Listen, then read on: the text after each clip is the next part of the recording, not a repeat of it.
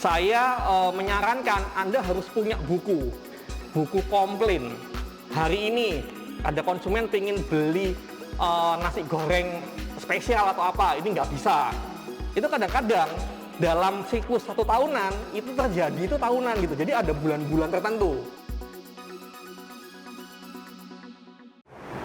Halo teman-teman Surya Online dan juga Tribun Jatim, kembali lagi bersama saya Akira Tandika yang akan menemani teman-teman semua untuk membahas soal bisnis kuliner. Nah, tentu saja di segmen bisnis kuliner ini Akira nggak sendirian karena di sini sudah ada Coach Ino yang akan menerangkan semua materi secara jelas. Nah, karena minggu lalu kita membahas soal bagaimana cara memuaskan konsumen. Nah, hari ini di minggu ini kita akan membahas tentang cara langkah-langkah yang harus dilakukan oleh perusahaan untuk memuaskan konsumen itu. Nah, ternyata itu ada hal yang perlu dilakukan oleh pemilik bisnis atau para internal bisnis kuliner untuk memuaskan semua konsumennya. Nah, untuk selanjutnya, untuk bahasan selanjutnya akan langsung Akira serahkan kepada Coach Ino. Oke, pemirsa Tribun Jawa Timur dan Surya Online, saya Ino Coach Bisnis Kuliner membahas bagaimana bisnis kuliner Anda bisa berkembang pesat, bisa lebih mudah dijalankan. Jadi pada minggu lalu ya, kita sudah membahas bagaimana cara membuat konsumen-konsumen itu benar-benar bisa puas. Bisa puas, tidak lari ke pesaing. Karena kalau umpamanya konsumen beli 1 kali aja nggak puas, dia tidak akan mau membeli lagi, malah lari ke pesaing. Jadi rugi kita sudah bikin promo, diskon segala macam, konsumen itu mau mencoba membeli produk kita, ternyata mereka tidak puas, malah lari ke pesaing, jadi kita rugi. Dan juga kita sudah membahas ya, konsumen-konsumen yang setia seperti kayak gitu, benar-benar konsumen yang setia, bahkan yang mau mereferensikan bisnis kuliner Anda pada teman-temannya, itu adalah konsumen yang menyumbang keuntungan yang sebanyak-banyaknya untuk bisnis kuliner Anda. Jadi konsumen yang membeli terus-menerus ya, terus-menerus bertahun-tahun, satu konsumen aja mungkin bisa menghasilkan duit ratusan juta untuk bisnis kuliner Anda. Seperti kayak gitu. Oke, nah kemudian hal yang paling utama yang harus dilakukan para internal bisnis kuliner ini untuk membahagiakan konsumennya itu apa sih, Coach? Yes, jadi pada minggu kemarin kita sudah membahas ya, bagaimana cara untuk membahagiakan konsumen kayak gimana.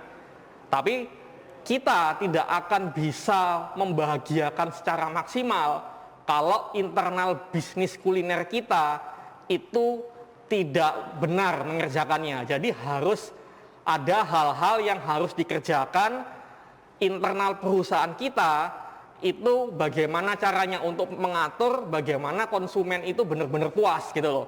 Jadi pada saat ini kita membahas tentang internal, benar-benar internal perusahaan, karena banyak sekali pengusaha-pengusaha kuliner di sana, dia fokus bikin promo, bagaimana memanjakan konsumen segala macam, tapi internalnya, timnya, karyawannya, suppliernya segala macam dan lain-lain bekerja tidak bagus gitu loh. Jadi sebagus-bagus program, kalau internal ya istilahnya, kalau bahasa Jawa itu jeroannya, dalamnya perusahaan itu nggak bagus, percuma, konsumen tidak akan puas gitu loh. Jadi kita pertama, bagaimana caranya Anda sebagai pengusaha kuliner benar-benar bisa selalu mengadakan, menyiapkan, dan bisa memberikan produk dan layanan yang konsisten pada semua konsumen. Jadi di sini adalah kita fokus internal ya, bagaimana internal bisa memberikan produk dan layanan yang konsisten pada semua orang. Orang beli itu pakai mobil mewah atau ada pembeli yang dia tuh jalan kaki. Konsumen yang beli pada saat sepi dan juga konsumen pada saat rame harus sama. Benar-benar menyediakan produk dan layanan harus sama. Jadi itu yang harus kita bisa berikan pada mereka. Jadi bagaimana caranya? Kita akan membahas setelah ini. Pertama, Anda harus benar-benar mengawasi dan menjaga bagaimana semua konsumen siapapun dan dimanapun atau kapanpun belinya harus selalu mendapatkan apa yang mereka bayar. Kayak gini Mbak, pernah nggak kejadian datang ke sana ini, saya mau beli makanan ini, duitnya sudah ada, jadi benar-benar pingin beli gitu loh. Memang udah niat beli ya? Jadi istilahnya sudah pingin beli atau mungkin mengajak banyak teman atau keluarga, pingin naktir mereka segala macam, produknya nggak ada gitu loh. Waduh. Gimana tuh rasanya? Kecewa sih. Kecewa kan?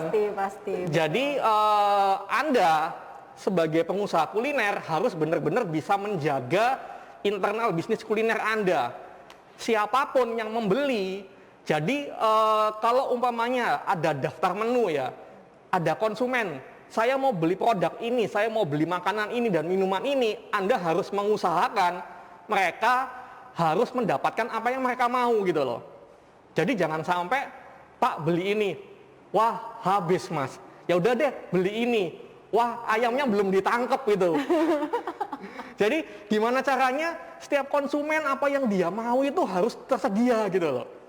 Karena kalau umpamanya Anda bayangkan sendiri, Anda sebagai konsumen pingin beli ini nggak ada, pingin beli itu bahannya habis, pingin beli apa yang lainnya yang bisa buat nggak masuk, kan juga kecewa gitu loh. Jadi bagaimana caranya Anda harus bisa menjaga bagaimana internal perusahaan Anda, mungkin dari tim karyawan Anda atau mungkin dari supplier bahan bakunya harus benar-benar disiapkan agar setiap konsumen ingin membeli produk apapun yang mereka mau bisa itu harus ada gitu loh. Itu yang pertama. Langsung yang kedua, Anda harus punya data ya. Kalau bisa Anda harus punya data berapa kali konsumen tidak mendapatkan produk yang mereka inginkan. Contoh sebenarnya kayak gini, kalau umpamanya Anda ya pengusaha kuliner sudah berlangsung, bisnis kuliner Anda sudah berjalan lebih dari 1 tahun. Jadi saya menyarankan Anda harus punya buku komplain. Jadi istilahnya itu kadang-kadang sering terjadi tapi karena pengusaha kulinernya itu tidak pernah mencatat. Jadi ada ya menu-menu atau layanan segala macam itu berulang terjadi. Umpamanya produk ini nggak ada setiap bulan ini. Jadi kalau umpamanya dicatat ya, ada buku komplain. Hari ini ada konsumen pengen beli nasi goreng spesial atau apa, ini nggak bisa. Itu kadang-kadang dalam siklus 1 tahunan itu terjadi itu tahunan gitu. Jadi ada bulan-bulan tertentu. Biasanya ya, yang bahan bakunya itu ada di bulan-bulan tertentu kita sulit ininya. Seasonal gitu ya? Seasonal. Contohnya Anda punya bisnis mie ayam, sayurnya biasanya dari sawi. Sawi itu harganya mahal banget pada saat musim hujan. Jadi pada saat musim hujan, sawinya itu nggak bersih gitu loh, bolong-bolong gitu loh. Ada tapi harganya mahal banget gitu loh. Atau mungkin ada bahan-bahan baku. Jadi kalau saya yang dengar ini di Surabaya atau daerah-daerah sekitarnya cabai mahal banget. Ada keluarga saya, dia suka makan geprek. Jadi biasanya kalau geprek itu sambalnya banyak gitu, jadi pedes segala macem. Ternyata dalam 1 bulan ini gepreknya itu nggak pakai sambal, tapi dikasih cabai, cabai aja gitu loh. Jadi istilahnya masuk akal lah, karena bahan baku dari cabai atau lombok itu lagi mahal-mahal banget gitu loh. Jadi agar Anda bisa jangan sampai konsumen itu kecewa, Anda harus punya data. Jadi data-data, ada produk-produk yang memang Anda tidak bisa menyajikannya secara sempurna di bulan-bulan tertentu. Jadi Anda harus punya buku ya, itunya buku komplain. Jadi kalau itu sudah diisi lebih dari 1 tahun, itu Anda bisa ngelihat gitu loh. Oh bulan depan ini deh ada produk yang bermasalah. Jadi mungkin disembunyikan atau mungkin digimanakan segala macam. Jadi jangan sampai konsumen itu gitu loh kecewa gitu loh. Itu selanjutnya ya, Anda sebagai pengusaha kuliner Anda harus bisa selalu menjaga konsumen Anda mendapatkan produk Anda secara on time. Jadi contohnya seperti ini. Setiap bisnis kuliner pengaturan waktunya beda-beda. Contoh kalau umpamanya orang jual nasi goreng pinggir jalan umpamanya. Jadi pada saat ada konsumen datang pesen, mungkin dibutuhkan cuma berapa menit harus ada. Atau kalau namanya bisnis kulinernya adalah catering, ada konsumen yang membeli nasi kotak. Nasi kotak itu dipesan jam 9. Jadi kalau jam 9 pengaturan waktunya jam 8 itu mobil harus sudah berangkat. Jam 7 itu sudah tim atau karyawan sudah nutupin nasi kotaknya, langsung melihat ada yang kurang apa enggak. Jadi kalau namanya bisnis catering ya, jam 9 ini konsumen harus pingin produknya nyampe, jadi berapa jam sebelumnya harus tahu. Berapa jam sebelumnya nasi harus sudah mulai ini mateng. Langsung maunya ayam goreng segala macam. Jadi urut-urutannya harus bener gitu loh. Itu seperti kayak gitu. Jadi jangan sampai konsumen itu kecewa. Kecewanya bukan karena produknya nggak ada, tapi tidak sesuai dengan ekspektasi gitu loh, atau tidak sesuai dengan janji. Contohnya mungkin bener-bener rame banget, karyawan kita ada yang nggak masuk umpamanya. Jadi biasanya kalau namanya bikin ayam penyet gitu loh, ayam penyet biasanya kalau namanya normalnya itu konsumen beli nggak sampai 5 menit, bahkan 2 menit sudah ada gitu loh. Lah gara-gara antri segala macam dan lain-lain, apalagi di musim hujan mungkin banyak karyawan kita itu sakit segala macam, jadi orang bakal nunggu gitu loh. Jadi untuk mengetahuinya, maksudnya kalau ada data ya, ada data buku komplain itu kita tahu, oh ini musim hujan, ini bertahun-tahun mesti ada konsumen yang ngeluh karena lama. Jadi mungkin kita untuk mengatasinya, orang itu pesen, biasanya minumnya dikeluarin dulu, atau mungkin juga dikasih cemilan gratis deh, biar dia nunggu gitu loh, biar dia nggak merasa kok lama ya gitu loh. Itu nggak masalah lah, daripada ada konsumen dia itu kecewa karena kok nunggunya lama banget gitu loh.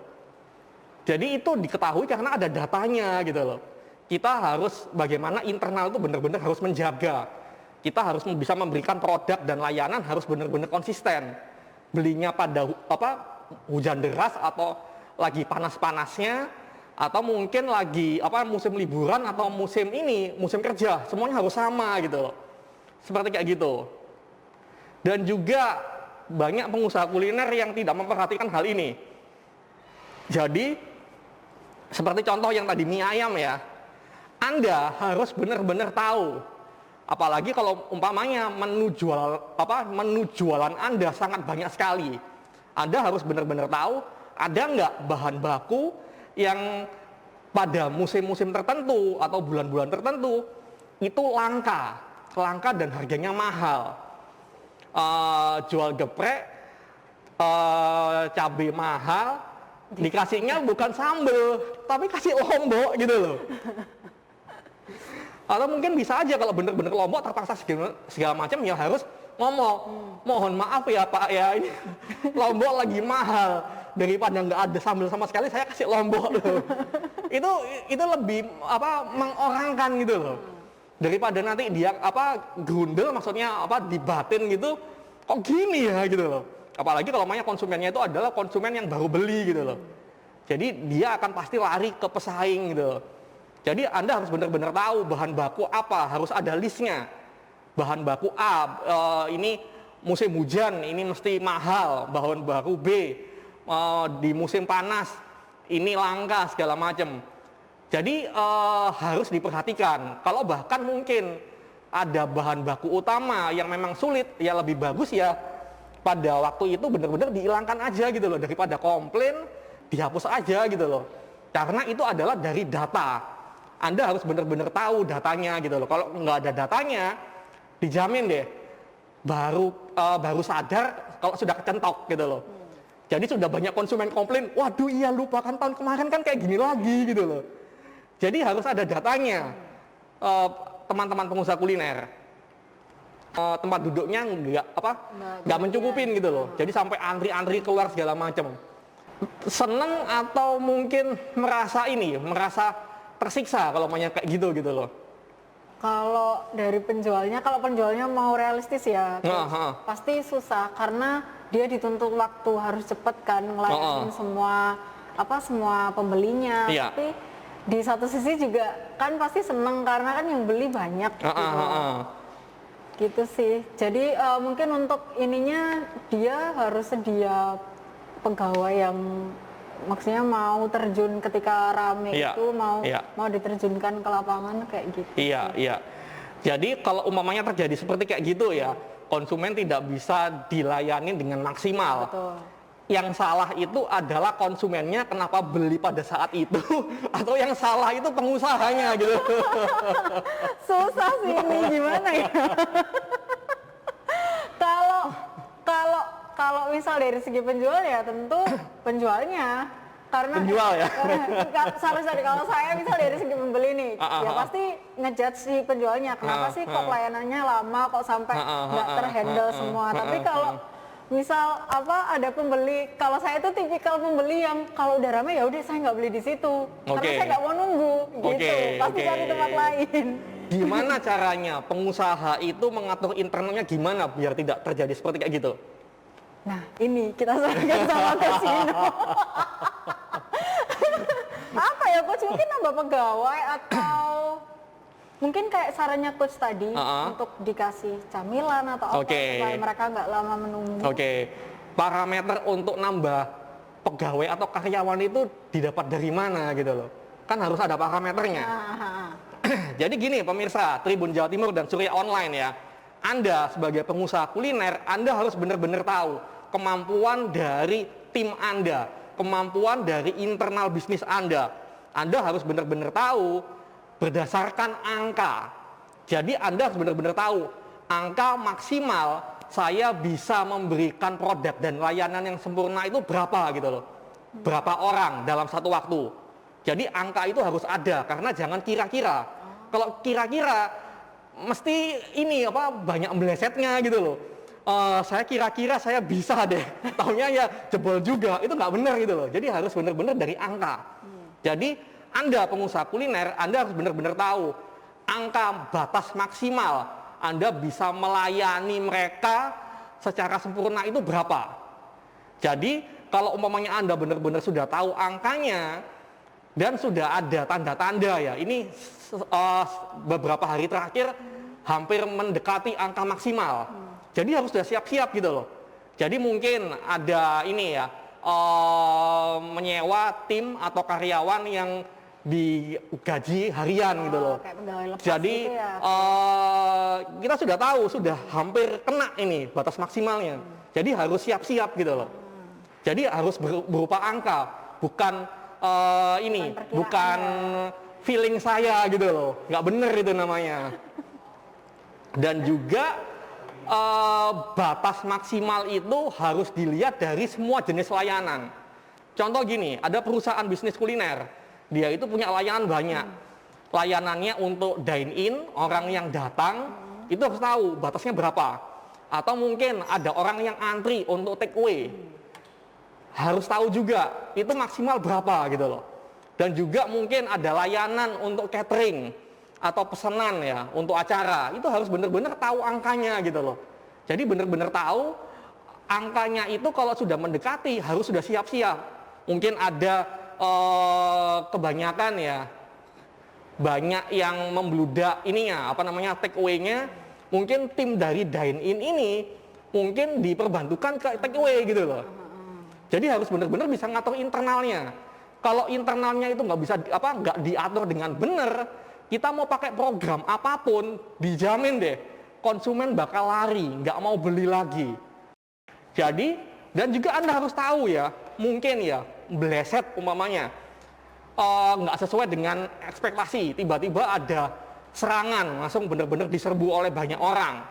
Anda harus benar-benar tahu, harus benar-benar memperkirakan apa yang akan terjadi bila memaksa melayani lebih dari batas maksimal, karena memang mungkin persiapannya nggak maksimal, tiba-tiba diserbu banyak orang gitu loh. Jadi contohnya kalau banyak karyawannya itu untuk tenaga lepasan itu masih belum di hire. Jadi mungkin kita harus menyediakan ini kayak piring, sendok garpu dan segala macam itu untuk berapa putaran. Jadi contohnya ada satu restoran, ada 50 kursi. Kalau 50 kursi ini benar-benar terisi semua, jadi nanti kalau umpamanya karena keterbatasan karyawan, kecepatan untuk mencucinya itu lambat segala macam. Jadi kalau bisa minimal harus 3 kali putaran, harus piring dan segala macam harus siap gitu loh. Jadi jangan sampai kursinya maksimal 50 cuma sedia 50. Wah, dijamin deh sudah banyak yang sudah komplain segala macam gitu loh. Berarti untuk piring, sendok dan segala macamnya harus sedia 2 sampai 3 kali lipat dari jumlah kursi. Kalau bisa amannya 3 kali gitu loh. Karena juga kalau umpamanya banyak yang datang dan mungkin kejadian ada beberapa karyawan nggak masuk, wah gila sudah. Jadi harus 3 kali gitu loh. Jadi meskipun numpuk, konsumen nggak mau tahu gitu loh. Aku datang, aku bayar, aku nggak mau nunggu lama gitu loh. Mereka nggak mau tahu. Ini karyawan ada yang nggak masuk, cucian itu belum dicuci semua, segala macam nggak urusan. Aku pokoknya punya duit gitu loh. Jadi harus benar-benar Anda harus mengetahui kalau umpamanya batas itu ketembus ya, batas maksimal itu benar-benar terjadi melebihi dari batas maksimal, apa yang akan terjadi? Anda harus benar-benar mencari bagaimana caranya untuk mengatasinya. Kalau umpamanya kita sudah berusaha maksimal, ternyata ada karyawan tidak masuk. Jadi harus ada backup plan seperti kayak gitu. Karena ya, jangan sampai kehilangan konsumen meskipun satu aja jangan sampai. Jadi kalau bisa konsumen yang pernah membeli satu kali, mereka harus mau membeli lagi. Karena mereka sudah terpuaskan. Karena dari satu konsumen aja ya, hilang umpamanya, satu konsumen hilang. Padahal kalau dia nggak hilang, dia akan menjadi pelanggan yang selama bertahun-tahun membeli di produk kita. Jadi kalau dia konsumen yang hilang itu, kalau konsumen itu nggak hilang, dia akan menjadi pelanggan setia kita selama 10 tahun umpamanya. 10 tahun dia belinya sebulan sekali. Jadi satu konsumen aja itu bisa menghasilkan duit puluhan atau ratusan juta. Kalau satu konsumen aja hilang, kita harus merasa kita kehilangan duit ratusan juta. Jadi mindsetnya, konsumen hilang itu jangan cuma dianggap, ya udah deh konsumen hilang satu kali beli. Enggak.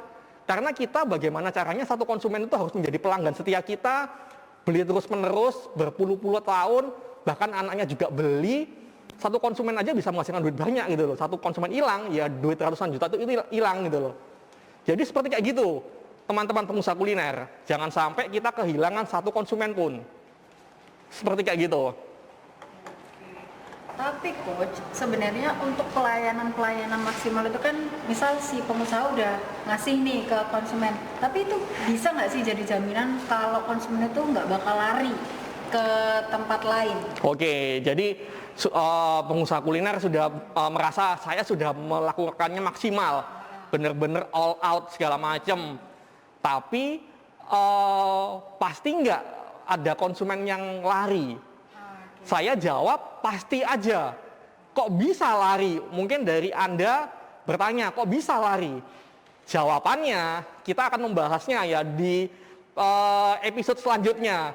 Jadi meskipun pengusaha benar-benar maksimal, produknya benar-benar dijaga, layanannya juga dijaga, ternyata bisa juga, tetap bisa konsumen itu lari gitu loh. Jadi tidak puas. Kok bisa tidak puas? Kita akan membahasnya di episode selanjutnya seperti kayak gitu.